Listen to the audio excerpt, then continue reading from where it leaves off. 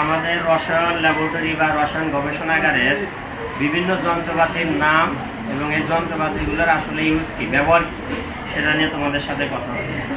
আমার হাতে তোমরা প্রথমে একটা কাছের, এটা কি দেখতে কি কাছের মতো না? এই কাছের তৈরি এই জিনিসটার একটা নাম আছে, এটার নাম হচ্ছে তোমার মেজারিং সিলিন্ডার। এর নাম কি? Measuring cylinder. এই মেজারিং সিলিন্ডারটার কাজ হচ্ছে, ধরো আমার এই সিলিন্ডারটাতে দেখো লেখা আছে উপরে সর্বোচ্চ দাগ আছে 50 মিলিলিটার, 50 মিলিলিটার, আর নিচে আছে হলো 5 মিলিলিটার। অর্থাৎ এই দাগ আমরা যদি একদম শেষ থেকে তোলা থেকে পানি যদি পাশের বড় দাগ পর্যন্ত পূর্ণ করি, তাহলে এখানে পানি নেওয়া হবে কয় মিলিলিটার? 5 মিলিলিটার। এক কথায় এটা দ্বারা আমরা সর্বোচ্চ 50 মিলিলিটার পর্যন্ত পানি মেপে নিতে পারবো। তারপরে এরা যা মাপাটা আসলে ওইরকম অ্যাকুরেট হয় না। সবচেয়ে সূক্ষ্ম মাপের জন্য আমাদের যে যন্ত্রটা দরকার হয় সেটা হচ্ছে এটা। এটা তোমরা দেখতে পাচ্ছ, দেখতে কেমন বলো তো? কেমন? তুমি মুখে বলো এমনিতে, এটা দেখতে কেমন লাগতেছে? দুই দিকে কি চিকন, মাঝখানে কি মোটা? মাঝখানে হচ্ছে মোটা। এই যন্ত্রটার নাম হচ্ছে পিপেট। এর নাম কি? পিপেট। এখানে দেখো এটার না লেখা আছে 10 মিলিলিটার। কয় মিলিলিটার? 10 মিলিলিটার। আর এখানে এই উপরে একটা গোল চিহ্ন আছে, রাউন্ড করা আছে। অর্থাৎ আমরা যে কোনো সলিউশনকে এটা কিন্তু মুখ দিয়ে তুলতে হয়। তাহলে এর ভিতরে একটা সলিউশন আছে, আমরা এভাবে নিব, মুখ দিয়ে এভাবে টান দিবে, টান দিয়ে প্রথমে একটু বেশি তুলতে হবে। এই যে এখানে যে গোল রাউন্ড আছে তার একটু কি বেশি তুলব। তোলার পরে মুখ দিয়ে তোলার পরে কিন্তু দ্রুত ঘড়ি আঙুল দিয়ে এটা কি আটকে দেবো, তাহলে কি পানি আর সলিউশন আর এখান থেকে পড়বে না। তারপরে আমরা ধীরে ধীরে ধরো একটু লুজ করলে এখানে ফোটায় ফোটায় পড়তে থাকবে। পড়তে পড়তে ঠিক এখানে যে গোল রাউন্ডটা আছে এর যদি একবারে নিচের সাথে পানির কিন্তু ভিতরে একটা সিলিন্ডারের ভিতরে উঠালে রাউন্ড হয়, গোল হয়। পানির দুইটা ভিতরে একটা নিচে থাকে রাউন্ড, আর একটা কি থাকে উপরে একটা দাগ থাকে। নিচের দাগের সাথে আমাদের এখানকার যে দাগটা আছে এটা আমরা মিলাবো। যদি মিল হয় তাহলে মনে হবে যে এটা কি অ্যাকুরেট 10 মিলিলিটার। এই যে আমি যে এটাতে বলছিলাম, এটাতে যদি 10 মিলিমিটার কেউ মাপে তাহলে দেখা যায় যে সলিউশন এটা ঢেলে দিলে তখন দেখবে যে একটু কম বেশি একটু থেকে যেতে পারে এর ভিতরে, তখন কি কম হতে পারে। আর এটাতে দিলে কি পুরাটা এর ভিতরে চলে যাবে। এই জন্য আমি বললাম যে মেজারিংয়ের জন্য 10 মিলিলিটার হোক, সেটা 25 হোক, 50 হোক, সবচেয়ে বেটার হলো কি পিপেট দিয়ে কাজ করা। কি দিয়ে কাজ করা? পিপেট। যেমন এটা আছে, এই পিপেটটা কিন্তু বড়, এটা কিন্তু আছে হলো 25 মিলিলিটার। 25 মিলিলিটার আমরা যে কোনো একটা দ্রবণকে মেপে, এগুলো আসলে মাপতেছি আমরা কেন বলো? ধরো এর ভিতরে আমি নিলাম ধরো সোডিয়াম হাইড্রোক্সাইড কিনেছি, এখন ধরো এর ভিতরে আমরা সোডিয়াম হাইড্রোক্সাইড একটা খান না, আর আমরা এই পিপেট দিয়ে যদি পিপেটে যখন অ্যাসিড তো আমি মুখ দিয়ে তুলতে পারবো না। অ্যাসিড তোলার জন্য এই পাশে একটা ড্রপার লাগাইতে হয়, বুঝছো? তোমরা অনেকে ছোটবেলা ডিউজ বল দেখছো লাল, এই কালারের একটা ড্রপার পাওয়া যায়, উপরে একটু ফোলা থাকে, আর এখানে ওটা লেগে দিবে। আর আবার দিলে পরে ওখানে যদি আমরা চাপ দিই দেখবে বায়ুর প্রবেশ করবো, তখন আবার কি এর ভিতরে একাই সলিউশন, ওটা চাপ দিয়ে তুলতে হয়, বুঝতে পারছো?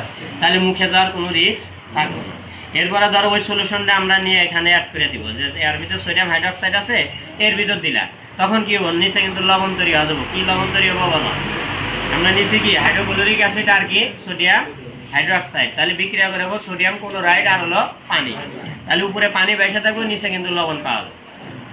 এই যে রসায়ন ল্যাবরেটরিতে সূক্ষ্ম পরীক্ষা নিরীক্ষা করার জন্য সবকিছু এমন কি নির্দিষ্ট থাকে, মেজারমেন্টগুলো নির্দিষ্টভাবে নিতে হয়। সবকিছুর জন্য প্রসিডিউর দেওয়া আছে যে এটা এতটুকু নিতে হবে, তাই বলে যে আমার অ্যাকুরেটি দিয়ে নিতে হবে তা না, কিন্তু অনেক সময় একটু কম বেশি করে নিলেও আমরা যে মূল প্রোডাক্ট আছে সেটা কিন্তু পাবো। অর্থাৎ আমি ধরো আন্দাজে আইডিয়া করেও যদি সোডিয়াম হাইড্রোক্সাইড একটু দিলাম আর একটু কি অ্যাসিড দিলাম, কোনো মাপযোগ নাই, তারপরে কিন্তু এটা লবণ তৈরি হবে। কথা ক্লিয়ার?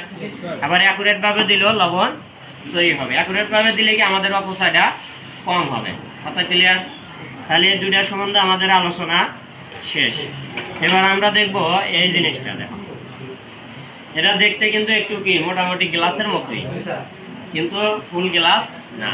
এটা হলো চতুর্দিকে দেখো একবারে অ্যাকুরেট সিলিন্ডার আকৃতির, এবং এইদিকে দেখো একটু কি আছে, মুখ বের করা আছে না একটা গ্লাসে যেরকম থাকে, জগে থাকে এটা জগে। তাই এটার কিন্তু আসলে আমরা কিন্তু গ্লাসও বলতে পারবো না, জগও বলা যাবে না, রসায়নে এই জিনিসের নাম হচ্ছে বিকার। এর নাম কি? বিকার। বিকার দেখো, এই বিকারটা আমাদের এখানে 200 লেখা আছে। 200 দেখা যায়, 200 লেখা দেখা যায়। তাহলে আরো কিছু, তোমার তো ক্যামেরায় ধরায় না, যত দূরে আসবো না। আচ্ছা ঠিক আছে, দেখো এই 200 মিলিলিটার মানে বোঝাইতেছে কি, এই বিকারে আমরা কিন্তু এই দাগ পর্যন্ত যদি পানি নিই তাহলে এটা কত হয়ে যাবে? 200 মিলিলিটার। এটা এখানে 200 পর্যন্ত কাটা আছে, কিন্তু এটা সর্বোচ্চ মাপা যায় কত? 250 মিলিলিটার পর্যন্ত। পুরাটা যদি নাও তাহলে এটা কত? 250 মিলিলিটার। এরকম এটার কিন্তু আরো বড়টাও পাওয়া যায়, যেমন এটা আছে, দেখো এটা 500, এটা কত? 500 মিলিলিটার।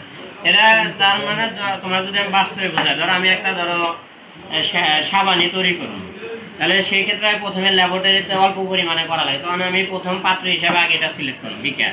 বিকারের ভিতরে অন্য কিছু নিয়ে অ্যাড করে দেবো, যাতে পুরা আমার হ্যান্ড ওয়াশ তৈরি করে আর শ্যাম্পু করি, সাবান করি, সেটা যাতে এর ভিতরে একটা স্যাম্পল তৈরি হয়। স্যাম্পল মানে বোঝো, মানে অল্প পরিসরে প্রথমে করা, চেক আপ করা, পরীক্ষা নিরীক্ষা করা, তারপরে এটাকে আমরা বৃহৎ আকারে পরে ছাড়বো যে আসলে আমাদের ঠিক হচ্ছে কিনা, তাই না?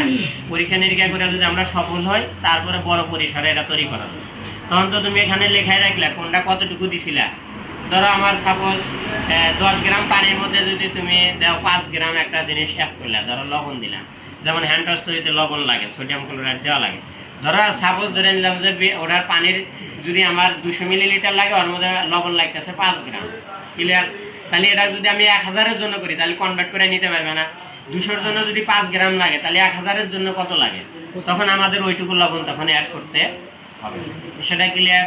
তাহলে এটার নাম আমরা শিখলাম কি বলো? বিকার। তারপরে এটার নাম শিখছিলাম কি বলো? পিপেট। এর নাম কি? পিপেট। তারপরে এটার নাম শিখছিলাম হলো কি? Measuring cylinder. এরপর আসো এটাতে, এটার নাম হচ্ছে কনিক্যাল ফ্লাস্ক। এর নাম কি? Conical flask. এটার একটা সুবিধা কি, ধরো এটার ভিতরে যদি আমি কোনো একটা সলিউশন নিয়ে বা ধরে নাড়াচাড়া করি, পুড়েও যেতে পারে, তাই না? এভাবে নাড়লে উপর দেওয়া পুড়ে যাবে, কিন্তু এটাতে যদি এভাবে নাড়ি সহজে পড়বে না, কারণ এইদিকে চিকন করা আছে মুখ, ঠিক আছে? আবার অনেক সময় এটা হাত এভাবে করে সলিউশনটা এভাবে দ্রুত এভাবে নাড়াচাড়া করে কি করা যাবে?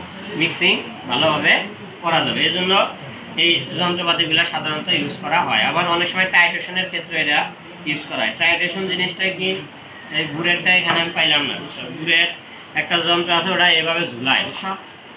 ঝুলে রাখে, ওখান থেকে অল্প ফোটায় এর মূল ওটার থাকবে হলো প্রমাণ দ্রবণ। কি থাকবে? বুড়েটা প্রমাণ দ্রবণ। আর এটার ভিতরে আমরা যেটা পরীক্ষা করব সেই দ্রবণটা এর ভিতরে নেব, নিয়ে ধরো উপরে একটা বুড়েট, ধরো এটা আমরা বুড়েট কল্পনা করলাম, এভাবে ঝুলানো আছে। এটা ঠিক এই মুখ বরাবর দিয়ে এটার একটা থাকে, এবার ঢিল দিলে ফোটায় আর ভিতরে পড়বে। তাহলে এখানে এটা নিয়ে ফোটায় অ্যাড করবে, আর এটা এভাবে নাড়াচাড়া করতে হয়, ঠিক আছে? সাধারণত টাইট্রেশনের জন্য এটা অ্যাপ্রোপ্রিয়েট, এই কনিক্যাল ফ্লাস্ক। নিয়ে এভাবে ধীরে ধীরে নাড়বে, দেখবে যে ফোটায় পড়তেছে, পড়তে একসময় কালার চলে আসবে। প্রথমে কিন্তু এক ফোঁটা পড়লে ঝাঁকি দিবে, দেখবে কালার চলে গেছে, কিন্তু এক সময় অ্যাড করতে এরকম হবে যে এই কালারে একবারে এসে আর যাচ্ছে না, তখন ওই মানটা আমরা নিয়ে নেব। তাহলে এটা এখান থেকে কতটুকু করলো, কত মিলিলিটার খরচ হলো সেই হিসাবটা নেব। আর এটাতে কত মিলিমিটার প্রথমে অ্যাড করছিল সেই হিসাবটা আমাদের জানাই আছে। এভাবে করে একটা জিনিসের কি মোলারিটি, বা ওই যে তোমাদের আমি 6 নম্বর অধ্যায় যখন পড়াবো তখন এই জিনিসটা আরো কি ক্লিয়ার বুঝতে পারবো, আগে একটু ধারণা দিয়ে রাখলাম। তাহলে ওখান থেকে আমরা যে কোনো জিনিসের মোলারিটি বা ঘনমাত্রা বের করতে পারবো, যে কোনটাতে কতটুকু আমরা ইউজ করছি। তারপরে আমরা এক সময় পেলে এগুলো বাস্তবে প্র্যাকটিক্যাল তোমাদের কি দেখাবো। এরপরে এসো আমরা এখন দেখাবো হলো, এটা দেখো এই বোতলটা দেখছ, এই বোতলের নাম হলো রিয়াজেন্ট বোতল। এর নাম কি? রিয়াজেন্ট বোতল। এটাতে একটা দেখো কাঁচের চাকতি সহ ঢেকে দিছে, এটা এভাবে। এটা কেন দেওয়া হয়েছে? এর ভিতরে সাধারণত অ্যাসিড জাতীয় জিনিসগুলো রাখে। কি রাখে এর ভিতরে? অ্যাসিড, বা যে জিনিসগুলো বায়ুতে রাখলে ধরো উড়ে শেষ হওয়া যাবে একাই, সেগুলাকে এভাবে প্রোটেক্ট করে রাখা। ধরো এই কাঁচের ভিতরে রেখে এটা ঢেকে দিলে, তাহলে যাতে বায়ুর সংস্পর্শে না আসতে পারে। অ্যাসিড যদি আমরা এর ভিতরে রেখে খুলে রাখি তাহলে দেখবে যে ধীরে ধীরে অ্যাসিড শেষ হয়। অ্যাসিড তো বায়ুর মতো কিছু গ্যাসীয় হয়, গ্যাসীয় ধোঁয়ার মতো উড়িয়া যায়, বুঝতেছো? যাতে ওই ধোঁয়া হয় উড়িয়া যাতে না পারে, এই জন্য আমরা এটাতে কি করবো, এটাতে কি করে দিবে? ঢেকে দিবে। অর্থাৎ বায়ুর অক্সিজেনের সাথে যাতে তারা বিক্রিয়ায় অংশগ্রহণ না করতে পারে। বায়ুর অক্সিজেনের সাথে বিক্রিয়া করলে ধীরে ধীরে এটা কি হয়ে যাবে? শেষ হয়ে যেতে পারে। যে কারণে আমরা এই অ্যাসিড জাতীয় বা যেগুলো বায়ুর সাথে খুব দ্রুত রিয়াকশন করে ওই জিনিসগুলোকে আমরা এই ধরনের বোতলে সংরক্ষিত রাখবো, বুঝতেছ? যেমন তোমাদের আমি এর ভিতর একটা বোতল দেখাই। এই জায়গায় দেখো একটা অ্যাসিডের বোতল অলরেডি এরকম বোতল রাখা আছে। যেমন এটা ধরো, এটা লেখা আছে কি ধরো H2SO4, সালফিউরিক অ্যাসিড। এটা প্রোটেক্টর দেয়, এটার কিন্তু আবার কাছেরই নাই, এরকম ইয়েতে রাখা যাবে। তারপরে এটাতে এরকম ইয়েতে রাখে না কেন? এই জায়গাতে হালকা বায়ু বের হইতেই পারে, তাই না? কোনো যদি লুজ কানেকশন থাকে তখন কিন্তু সমস্যা হতে পারে। এই জন্য এটা একবারে মুখাতে আটকে দিচ্ছে যাতে কোনো সমস্যা। এটাও রিয়াজেন্ট বোতল। এটার নাম কি? রিয়াজেন্ট বোতল। এর ভিতর সালফিউরিক অ্যাসিড রাখা আছে এবং এটা কিন্তু খুবই শক্তিশালী আছে। হাতে যদি লাগে হাত কি হবে তোমার হাতে দিবে। হ্যাঁ, দেখো তাহলে এটা আমরা দেখালাম সালফিউরিক অ্যাসিড। এরপরে দেখো এখানে যন্ত্রপাতি মোটামুটি আমাদের আজকে যে একটা দেখান বাদ আছে, এটা একটু দেখা। এটা ধরো ফিজিক্সও লাগে, তাই না? থার্মোমিটার। এই থার্মোমিটারের ইউজ কিন্তু সাধারণত তোমার রসায়নের ক্ষেত্রেও প্রচুর ইউজ হয়। পদার্থের বিভিন্ন পরীক্ষা নিরীক্ষার ক্ষেত্রে তাপ নির্ণয় করতে হয়, যে তাপমাত্রা আসলে কত, সেই কারণে আমরা থার্মোমিটারটা ইউজ করি। তাছাড়া এর আর একটা কাজ আছে, যে কোনো একটা সলিউশনের নির্দিষ্ট একটা টেম্পারেচার তুমি যদি কাউন্ট করতে চাও তাহলে থার্মোমিটার দরকার আছে। কীভাবে?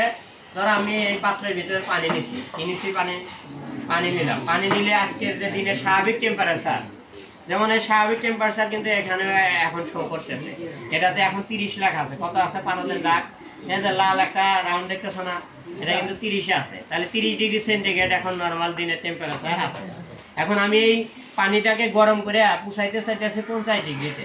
অ্যাকুরেট 50 কখন হবে? তখনই আমরা বাদ দেবো তাপ দেওয়া। তাহলে সেটা একমাত্র এটা দিয়ে করা। এভাবে দিবে, এটা এর ভিতরে পানি নিয়ে এর ভিতরে এটা দিয়ে দিলাম, দিয়ে এর নিচে ধরো যে আমাদের ত্রিপতি স্ট্যান্ড পাওয়া যায় ওর উপর রাখে নিচে মোমবাতি দিয়ে তাপ দিতে থাকবে, দিতে দিতে তাপ দিবে। আর এটার খেয়াল করবে যে 100টা আসতেছে কিনা, এখানে 100 পর্যন্ত আছে। কথা বুঝছো কিনা? তাই এটাতে 100 পর্যন্ত আসলো কিনা এই পর্যন্ত দেখবে। যেন আমরা নর্মাল পানি যদি খালি তাপ দিই 100তে গেলে দেখবে যে পানি ফোটা শুরু করছে। কি করব? পানি ফোটা হয়ে যায় 100 ডিগ্রি সেন্টিগ্রেডে পানি ফুটানো বাষ্প হওয়া শুরু হয়। তাহলে অ্যাকুরেট একটা নির্দিষ্ট তাপমাত্রা কাউন্ট করার জন্য আমরা এটা ইউজ করতে পারবো। যে কোনো জিনিসকে তাপ দেওয়া যদি আমি কই 100তে পুষাবো 200 পুষাবো, এটা যে 100 শুধু তা না, এটা বড় পাওয়া যায়, বুঝো না? আবার কিছু আছে ডিজিটাল যন্ত্র আছে এখন বর্তমানে, কি নাম? ডিজিটাল টেম্পারেচার মিটার আছে, যেটা এর ভিতরে ওটা দিয়ে রাখলে ওটা মনিটরে শো করতে থাকবে, সর্বোচ্চ পর্যন্ত উঠবে। তাহলে এটা আমাদের বোঝা শেষ। এটার নাম কি বলছিলাম বলো? এটা তারা কি করে এখন? যদি করবে কিন্তু ভিডিও বুঝো না।